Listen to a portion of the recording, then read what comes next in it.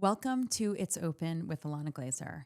I am so thrilled, as I always am, to be talking to our guest today, Michelle Buteau. I am privileged to call this person one of my best friends and friends of 20 years. You know her as an incredibly funny and powerful stand-up, actress, host, producer, writer, and mother. I have seen her do it all. She co-starred in our comedy movie Babes, where she and I played two best friends, Dawn and Eden. She's the creator and star of the hit series Netflix, Survival of the Thickest, which was adapted from her beloved essay collection that she wrote. And now she is headed out on her next and newest stand-up tour, Surviving and Thriving. Please enjoy today's conversation. I had so much fun filming it, and I know you will listening to it.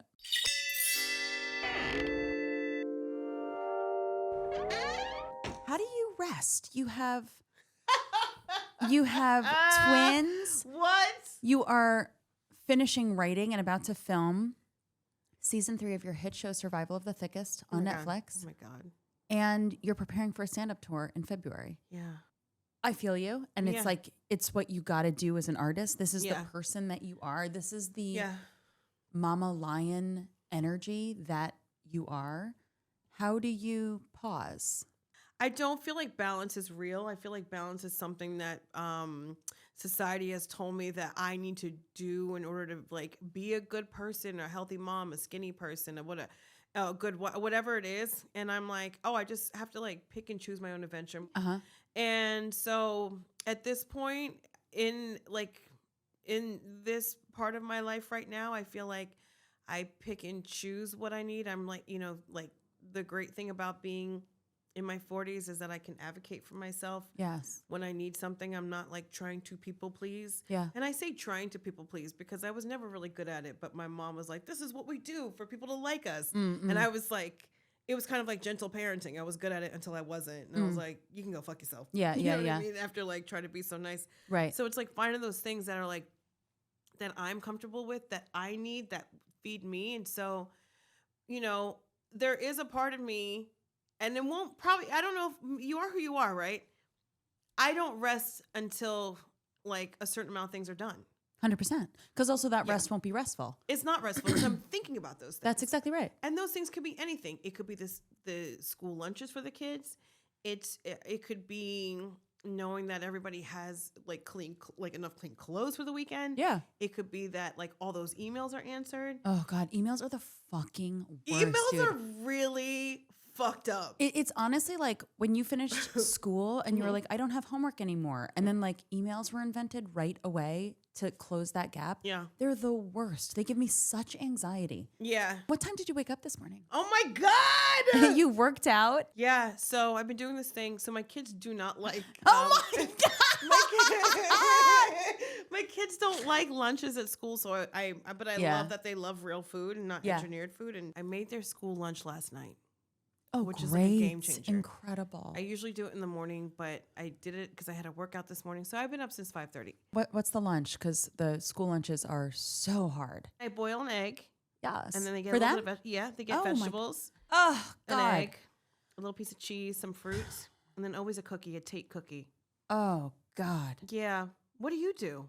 So right now our kiddo's in preschool, so she comes home for lunch. But last year we tried lunch. We tried to do lunch at school, and it was just like the most devastating feeling to get a full lunchbox back. And it's like, not only am I not so much of your time succeeding at this task, but you're hungry and you don't feel taken care of. Devastating. Oh my God, it's too devastating. But like it beyond the concept of rest, like what do? Do you do edibles? Do you just like to sleep in? Do you guys take shifts and sleep? No. Do you get massages? Like, are you that type of girly? Yes, I get massages. Cool. I like a big old elbow on my back. Yeah, nice. I like freestyle yoga with my daughter. Freestyle yoga. Yeah, cool. You just do what you can. Like I don't want to go to a class. Yeah, I'm so glad that you got your teacher training. Uh-huh. I don't want to. Someone's queefing in front of me and it's donation. I'm like, I'm good on it.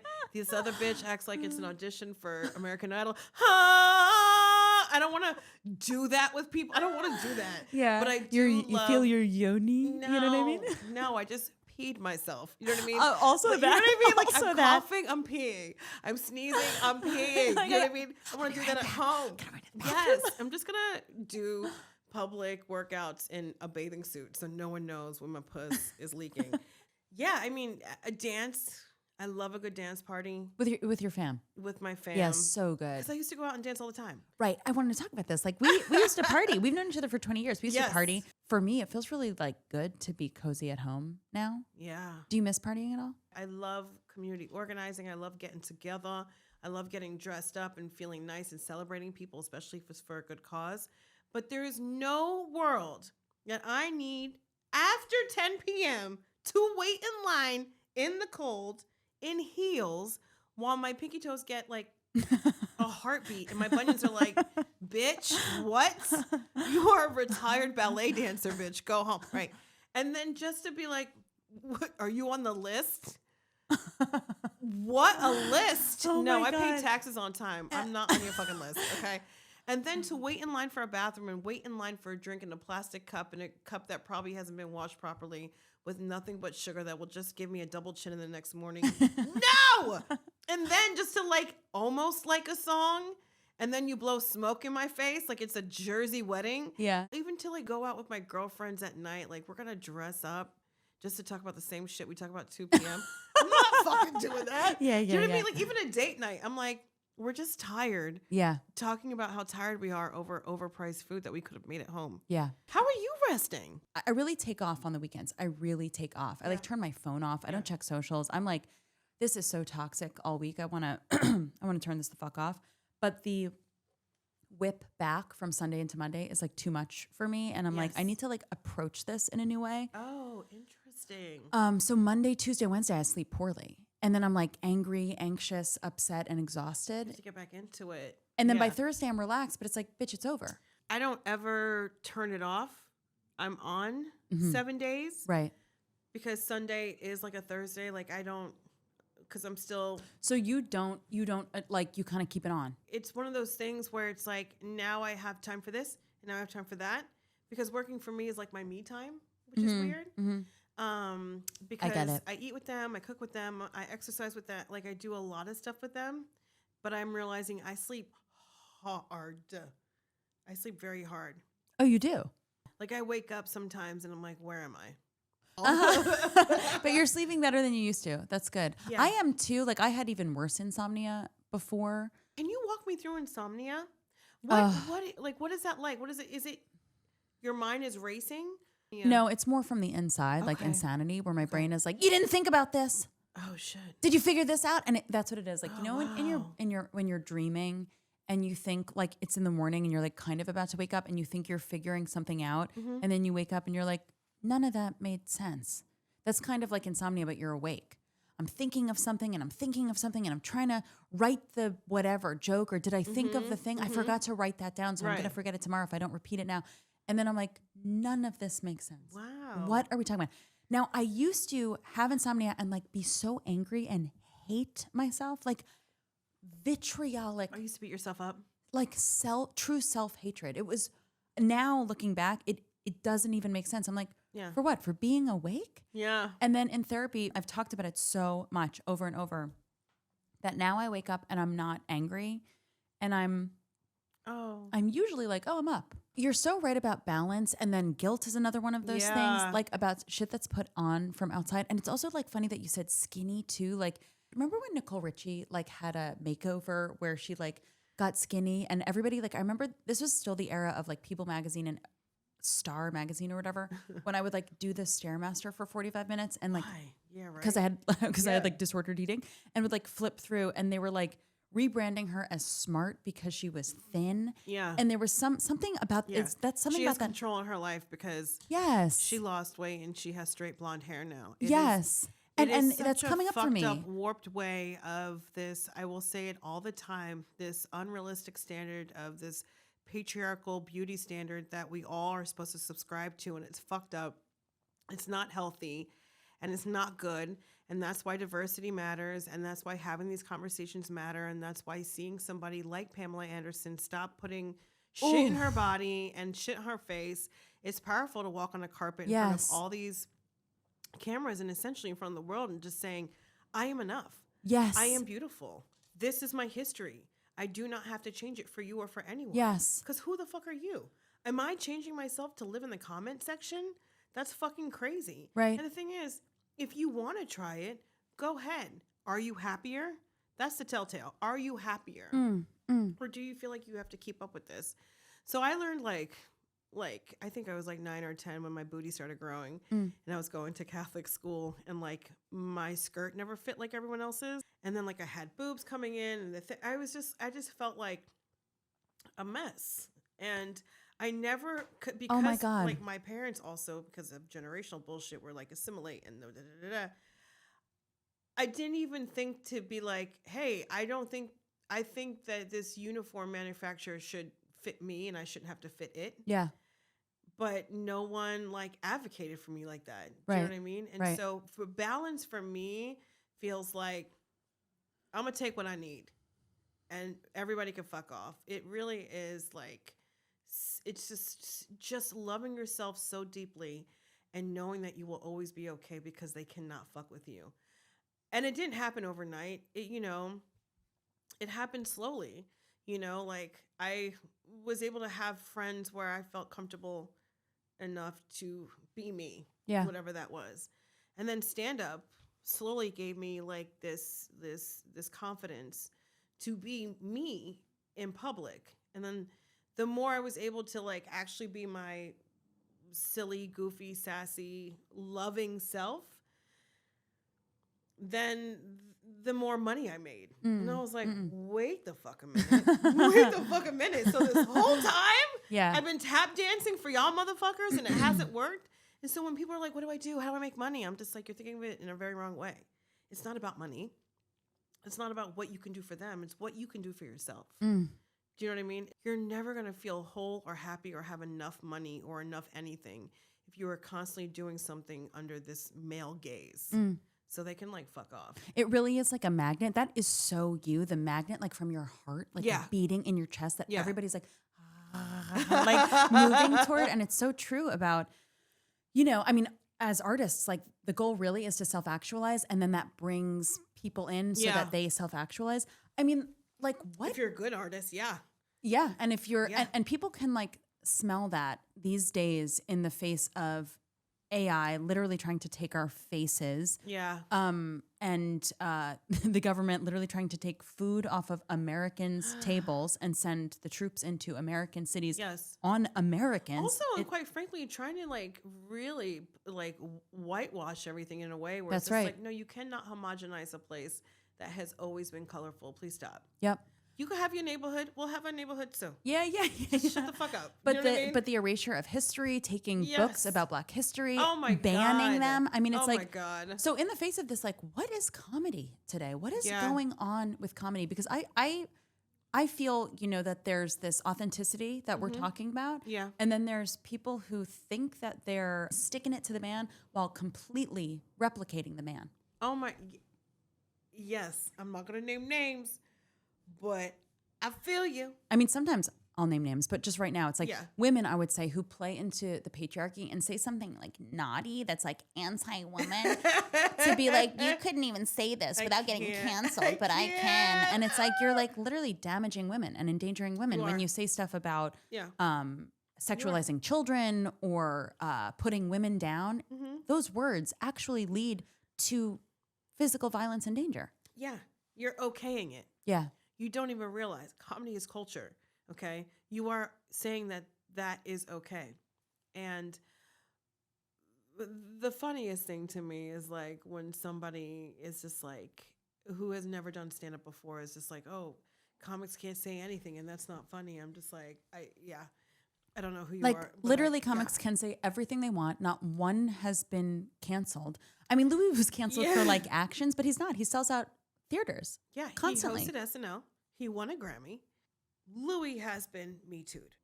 And then he goes away and takes a beat, and people are like, man, I really miss his comedy. Okay. And then, not the women who are like, have been like just so shamed into whatever, right? Or that people don't believe, like, and this is why victims never come forward because now nobody cares what they think or they don't believe them or whatever it is. And then some time has passed, and then people are like, I really miss him.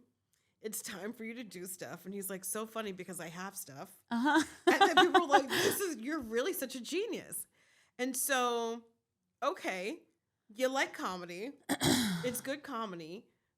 But as a woman who used to be a young girl, who is raising a daughter and a son in this world that does comedy, I don't hear, this is really good comedy. I hear you can get this, these men can get away with whatever they want to get away with. And if you happen to be talented and successful and powerful, you definitely can get away with it. That's the bottom line. Yeah. Do I give a fuck about your jokes? Right. And we're like seen as like dour bitches for pointing it out. Yes. And it's like, well, I'm literally scared. You know, we've talked about getting big titties young. You and I have. You know, and it's like when you get big titties young, you're like, oh, like you're adults so sexualized. want to fuck kids. Yes. I guess I had a bit of insomnia when I was growing up. Like I would think before bed, like the whole day of things that people have said to me, and things I could have said back. Totally. Whether it's men on the street, me too. or guys, me too. boys, or teachers. And then it just blows up, and all the teachers. I also remember like women saying stuff to me, and I was especially. You know, like they just didn't have the in the 90s. Like there wasn't this concept of like protecting children. There just wasn't. No, there was not at all. God, this teacher was like being so perverted to me. I was in 6th grade, and he was like saying some shit to me in front of the class about like if we were cave people, he and I. It was so crazy. God. And the whole class, I was like looking around being like, is anybody hearing this? And the other kids were like, this is crazy. And he was like putting his like junk in my face, like whatever. And I actually like his like knee up on my desk. And like also by the way, obviously a very ugly man. Of course. Of course. Just a hideous man. Yeah. And I didn't actually feel comfortable telling my parents, but I went to like a guidance counselor to like report him, which did nothing. Yeah. But like I actually didn't feel comfortable telling my parents. Yeah. I don't know. I didn't even want them to know I was like causing that trouble. It's also like causing that trouble, and also just like, well, how do you know that? How do you know that was inappropriate? Linked to trouble. Yes. Yeah. Yes. Yeah. Why do you know that? And so, yeah, it's weird because like, you know, raising my kids now, I want them to know that I'm there for them, but I don't want to like say it first. Because then I don't want them to like think about it. Because what if they didn't know? You know what I mean? Yes. Yeah. So that you don't want to bring up the terror. Yeah. But they know that they fucking know that you're there for them. I'm out here. I watch it all. Yep. Me too. I'm a fucking hawk. Yeah. That's why we're fucking angry. Because it was fucking scary. Yes. Because you're either feared or you're a fetish or both. Ooh. You know, for me, it wasn't a hoe face. It was just owning my sexuality. Yeah. Like, I like sex. Yes. I don't want to apologize for that. Yes. That's insane because now I'm like living under your opinion of what I should and shouldn't do. In my private reality, where you have always like really claimed your sexual pleasure in a way that's like so incredible to me. I think I have like been more like interested in it and talked about it and like logged the hours. I like got my 10,000 hours. You're still taking a test. But yeah, literally. But then it like took me time to actually take in the pleasure and be like, fuck, I love this genuinely. Yeah. Like the artistic journey from the inside out. Yes. But you, I find like have had always like a sort of witchy power of like genuinely taking that pleasure. I realized that I wanted, there was like a need, like I needed it. And then I wanted it. And then I was like, oh, I don't. And that was also like before comedy, just like a little step in like owning my voice and my power. Hell yeah. And it really is a creative act because you're like also talking about like just exploring yourself with someone. Yes. And it's and not having like a result in mind, but being about the process. Yes. But just like having like an experience that feels good. Yes. And you're an only child, so it's like important that you found people to play with. I'm not kidding. Like for real. Besides myself. Yeah. I even came to masturbating later. I was like, will I get in it? What grade will I get? And these nuns were like, Jesus is watching. I'm like, I hope he likes the show. Oh, well, that's hot. Here we go. Yeah, that turns me Sorry, on. Jesus. I He's didn't watching? wash my hands. Yeah. Like, I don't know. They like don't want you to jerk off, but all they can talk about is jerking off. So now you know what jerking off is. Like It's a lot. That's why I was just like, stop talking about it. These nuns seem like they're jerking off, or maybe they're not because they're They so need angry. to. Yeah, You know yeah. what? Like when I in the world now, when I'm like doing a comedy show or on set working with someone, I can always tell if someone is having like good sex or good food. Mm-hmm. You know what I mean? Absolutely. I feel like they make better decisions. Yeah. I feel like they're not making decisions from a place of fear. You know what I mean? And I understand. I feel like the world is a dumpster fire. Like Yeah. there's a little bit of that, but Totally. it's been with every century. So it's just like, okay, Yeah. this is just our fucking like straw in the fucking whatever what is it? The straw saying? Straw that broke the camel's back. Ooh, I say the straw that broke the camel toe. Ooh. Right? Okay. Oh, she's a poet. All this to say, it doesn't matter. Like, pick any fucking century, and there's always going to be some shit that like a big titty bitch has got to go through. Yeah. I choose to fucking have fun. I really believe that we're going to get through this moment. Yes. The thing about like not jerking off or having good enough food, like the people bring it back. in government right now, I'm like, Oh, shit. The key to me is getting them butt plugs and ball gags. Oh, wow. Like, if let's they- do a GoFundMe. If they just all got stuffed in the way that Yes. they need to, and I'm not like Yes. saying like a gay thing, I'm saying like just like an anal thing. They need their anuses filled. Really? They need to be like quieted forcefully. And I genuinely think like that is what all these Republicans want. They want to be like tied up. Yeah. They want to be like Yes. forced Yes. in the way that they're all forcing us to do stuff. Yes. And they want to be Yeah.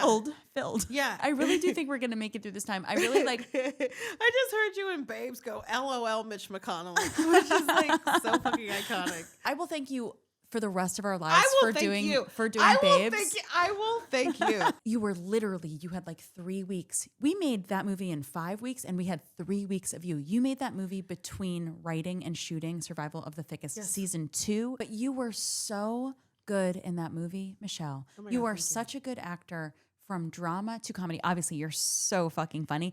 But like you are the most, I mean, and in Survival of the Thickest also, you are the most delicious person on screen. You make people so happy. Like you just light up the screen. And it was, we felt so privileged to have you and to have our chemistry of our real friendship. Yeah. It was like just really special. People talk about Babes to me all the time. And like they, you know, it's really funny, but also like gives them space to like really cry. Yeah. And I just am so proud to have made that like little gift we can give people forever. I mean, you're a fucking genius.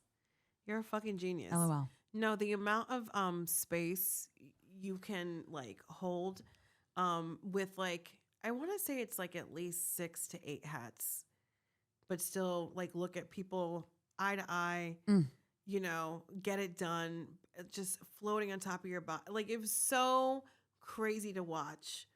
It was so insane. We love people. But while also like FaceTiming your daughter in the chair. Oh, little baby. She was like 2 at that time. She was like crying for you. And then you have to like get it together and go back on set. And you did that. And I was like, this is a part of it. And I'm so glad I get to do it with you. That was insane. It was really cool to do like side by side like that because now I'm Yeah. feeling like we are really comparing notes these days on touring and TV and this and that. It's Survival of the insane. Thickest is such a like just broadly appealing, delicious show. And it is you. so funny and so pointedly inclusive. I'm curious, like how do you like approach storytelling? How do you approach telling the stories that you do?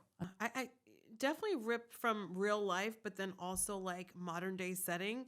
And so what I do love about my writer's room and my showrunner, they speak TV. So they're like, they put it in this like weird TV funnel brain thing where they're like, this is how we make it a story arc. And I'm like, that's great, but how do we make it into something real and inspiring and inspired and something that we haven't seen yet before? Because even though there aren't like, let's say a ton of eyes on it because we're not yelling, yes, chef, it's still important for the people that need it. You know, like 191 countries is not nothing. The fact that like season 1 and season 2, we were like top 10 in close to 70 countries. On Netflix. On It's like Netflix. global. Billions of people Yeah. are watching Netflix. That's incredible. Yeah, Season 1 and season 2, top 10. Yes. Incredible. Which is a big deal. And unless you like hire a publicist for $8,000 a month to tell people that, Holy no one's shit, gonna dude. know. 'Cause No. you know what I mean? But like Yep. for the people that do need to know and do find it, do, whether it's people in an interracial relationship, there's fat people all over the world. There's fat people deserving. Everyone that is fat and a fatty baddie or oddie body deserves love, deserves to get Dick down. Dick Hello? down. Whatever part of getting dick down is for you, like get their whole stuffed, be quietly silent. I don't, whatever the fuck. I they love do. get your whole stuff in a gesture to me. I love it. It's like get your whole stuffed. Happy Thanksgiving, everybody! Defrost your turkey before you fucking stuff it. The point is like, you know, there's black and brown and queer people all over the world. You know, while we are like somehow being silenced and our bodies and our lives are up for discussion and law, what the like Out of their fucking out of minds. your fucking mind. And your show like just makes people feel so good. It's really my comfort show when I'm on the road. I'm like, first of all, I'm like, hey Michelle, but also it just feels so good. And peppermint and everybody's so good and tone is so good. And Yeah.